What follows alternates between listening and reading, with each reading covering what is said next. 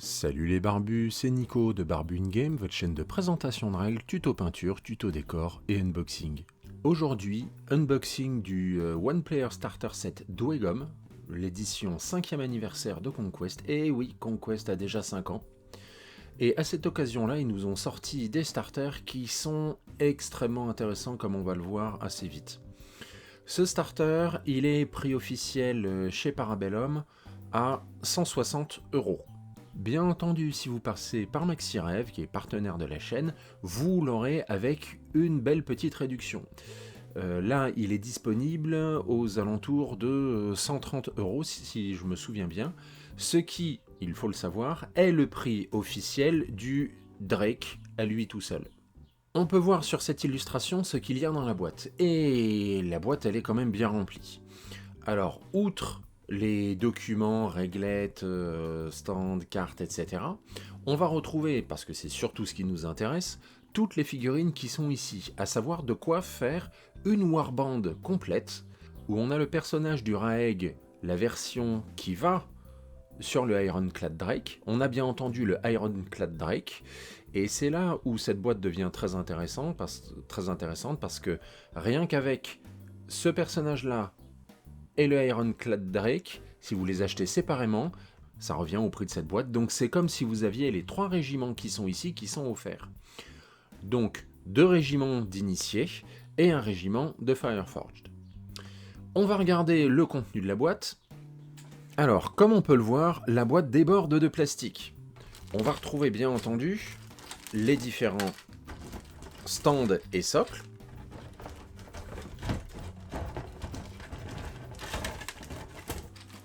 Donc je les retire parce qu'ils ne nous intéressent pas particulièrement. Si ce n'est, on peut le remarquer ici, que ce sont les nouveaux stands et socles, même si les figurines, certaines des figurines ne sont pas ultra récentes, ce sont les nouveaux stands et socles qui permettent, avec des aimants de 5 mm de diamètre, d'aimanter toutes les figurines. Et c'est extrêmement pratique, cette version des stands et des socles est quand même très pratique. On a le Raeg qui est ici. Une quantité de grappes absolument phénoménale. Je vais pas toutes les sortir là pendant la vidéo sous vos yeux, parce que ça prendrait beaucoup trop longtemps.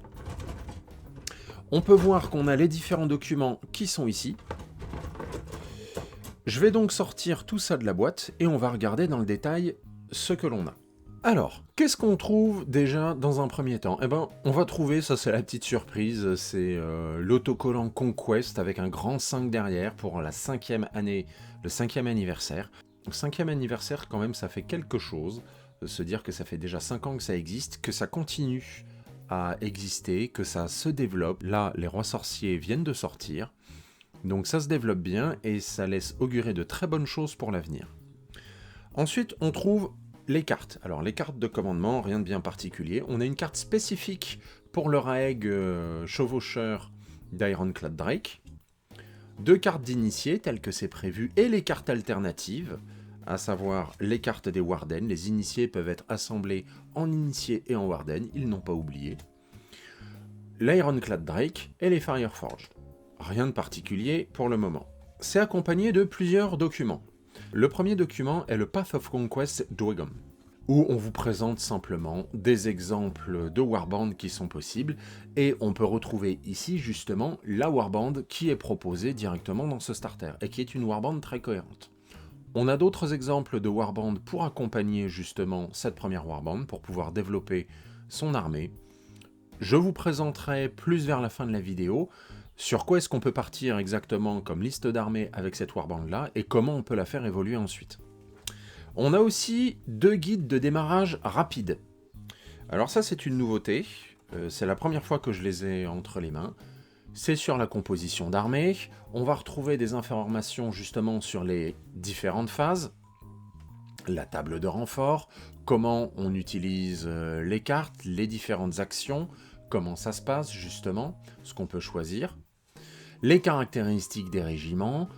On a beaucoup d'informations sur la charge, sur le clash. Ça ne comprend pas toutes les règles, mais ça permet de se faire une première idée justement de comment on peut jouer à Conquest. C'est très loin d'être complet, mais ça permet de démarrer sans surcharger sa tête d'information. Et bien entendu, ils mettent les liens vers les différentes règles complètes cette fois-ci et accessibles gratuitement sur leur site. On va retrouver exactement la même chose pour First Blood. Bon, je ne vais pas rentrer dans les détails, mais on va trouver vraiment le même type d'information. Bref, on a 2 règles de démarrage rapide. On retrouve aussi le manuel d'assemblage qui est fourni avec tous les détails de l'assemblage du Drake, sachant que quand même c'est une grosse bestiole. Ça a l'air plutôt bien fait, globalement, il y a bien les numéros de pièces, où est-ce que ça va. Et ça permet d'aller jusqu'au bout. On a aussi des informations sur l'assemblage justement des initiés et éventuellement des wardens. Alors malheureusement là, ce n'est pas tellement complet, va falloir s'y retrouver pour le reste. Bien entendu, on voit les alternatives, on voit des numéros, mais je sais par expérience que ce n'est pas complet. Donc, sachant que malheureusement, les informations qui sont disponibles sur le site de Parabellum ne sont guère plus complètes que cela. Les instructions d'assemblage ont évolué avec les dernières figurines sorties, mais là on est sur les anciennes, et ce n'est pas forcément complet. Bon, je sais aussi par expérience que la plupart du temps, ça ne va pas poser de grands problèmes. La bonne surprise, ça reste la carte qui est fournie avec. Alors, je ne vais pas vous montrer la carte en entier. Par contre, j'ai vu sur cette carte des choses que personnellement je n'avais pas vues avant. On retrouve des informations, des localisations exactes, où est Capitas par exemple, avec différents symboles qui sont des symboles de faction, ça doit être le symbole du Old Dominion. On a du Hagendom, du Gaboldom, ce sont des forteresses d'Oegom, qui sont ici avec un symbole qui leur est spécifique. On va trouver d'autres symboles qui peuvent correspondre, je me demande si ça ce n'est pas les spires, sachant que ça va, bien entendu, ah oui ça correspondrait peut-être un petit peu, parce que ça va jusqu'à Yggdrasil, on trouve Yggdrasil. On va quand même regarder de ce côté-là. On va retrouver les symboles de différentes villes justement ici pour les 100 royaumes. Quelques symboles de villes pour les cités-états, et ainsi de suite. Bref, une carte assez intéressante qui permet d'apporter un petit peu de détails, de s'y retrouver un petit peu plus, qui est globalement un peu plus utilisable que les premières cartes qu'on avait, sachant que dans le starter des rois sorciers, il y a une carte spécifique pour le continent des rois sorciers, qui est beaucoup plus petit que celui-là. Dernier détail, on va retrouver aussi la réglette 5e anniversaire. Alors, cette réglette-là, honnêtement, c'est juste du gadget, hein, 1 pouce, 2 pouces, 3 pouces, 9 pouces, et ainsi de suite. Bref, c'est le petit cadeau bonus. Mais maintenant, on va rentrer un petit peu dans le détail et regarder les figurines.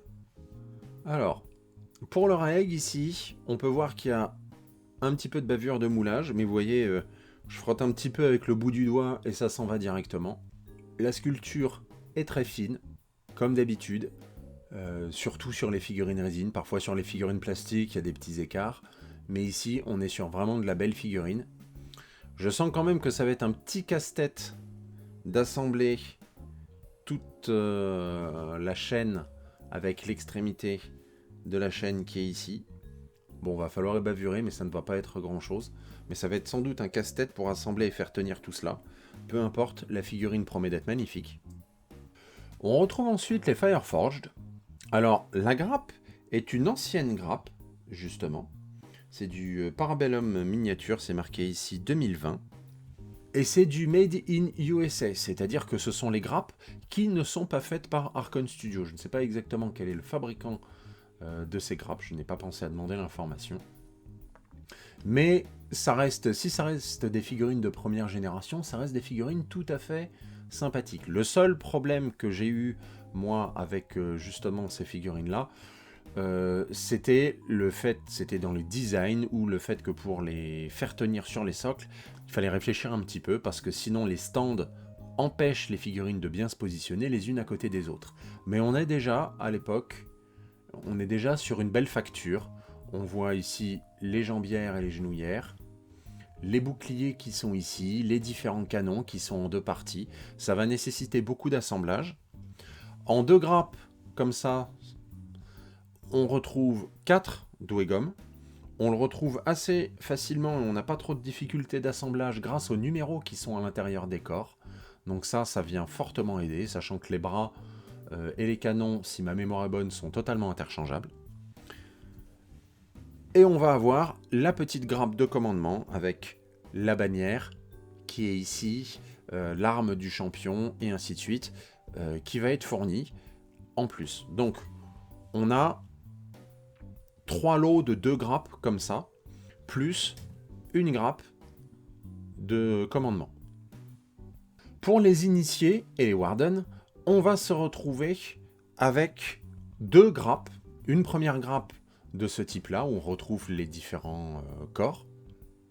Les différentes armes ici, ce sont les armes des wardens. On retrouve ici 2 lances des initiés, mais il en manque forcément. Et notamment, il manque tous les boucliers qui sont sur l'autre grappe des wardens, où on va retrouver justement ici les différents boucliers des wardens et les lances qui manquent, ainsi que quelques corps.